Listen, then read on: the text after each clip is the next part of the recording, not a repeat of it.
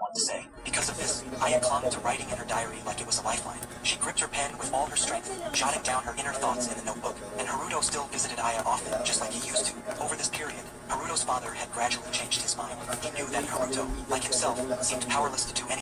お母さんは今でも考え続けています。今でも答えを見つけられずにいます。でもね、Aya, Sera, bilisan nyo na dyan. At ako'y antok na. Kanina pa kasi hindi niya ginawa. Ay, nako kayo. Mamaya talagang gabi maaga kayo matutulog.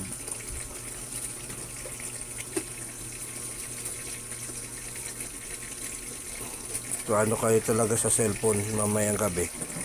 Alas 7 pa lang patutulog na kayo.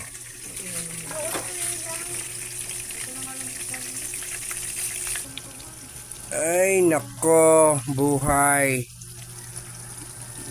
Ganito ang buhay kusinero, oh. Ayan. Yan ang buhay kusinero, mga ka-idol. Magandang umaga. Okay na, luto na.